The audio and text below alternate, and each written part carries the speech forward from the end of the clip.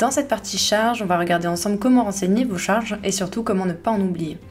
C'est vrai que quand on n'a jamais été entrepreneur, il est difficile de penser à tout et on sous-estime souvent nos charges.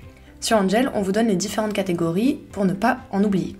Premièrement, il y a les coûts des produits, ce sont les charges liées à votre production, donc que vous achetiez pour revendre tel quel ou que ce soit des matières premières que vous transformez en un nouveau produit, il faut les renseigner dans cette catégorie. Si vous commercialisez un service, normalement pas de charges dans cette catégorie, sauf dans des cas très précis où vous pouvez renseigner par exemple pour un spa les huiles de massage qui sont liées au service proposé ou les shampoings dans le cadre d'un coiffeur par exemple. Deuxièmement et troisièmement, on va retrouver les frais généraux et les baux, catégorie buy dans la plateforme, sont tous les frais qui ne rentrent pas dans les autres catégories que je vais lister.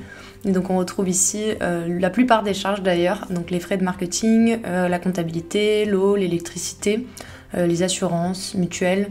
Vous allez aussi avoir les taxes, les frais de déplacement. Et puis pour les catégories des baux, donc ce sont toutes les locations que vous avez, donc principalement votre loyer et puis potentiellement un véhicule en leasing que vous utilisez dans le cadre de votre activité.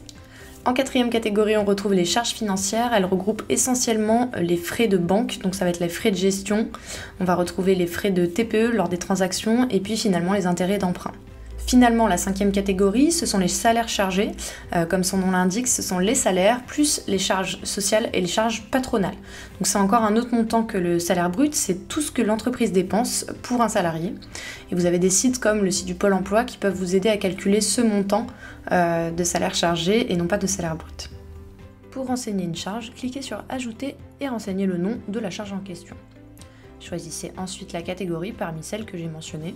Déterminez ensuite la récurrence de votre charge, par mois, par année ou une seule fois, ainsi que les dates sur lesquelles elle s'étend. Finalisez en renseignant le montant et, si besoin, un pourcentage d'augmentation annuelle de cette charge. Pour les coûts des produits, pas besoin de renseigner la récurrence. Il faudra simplement choisir le chiffre d'affaires auquel ils sont liés, et ce n'est pas un montant, mais un pourcentage qui vous sera demandé. Donc si vous faites 70% de marge par exemple, eh bien renseignez 30% dans la case. Avec cette liste, vous devriez penser à toutes les charges auxquelles vous allez faire face lorsque votre entreprise sera lancée. J'espère que c'était assez clair et si vous avez des questions, n'hésitez pas à nous contacter dans le chat en bas à gauche de l'écran. On se retrouve dans la partie investissement.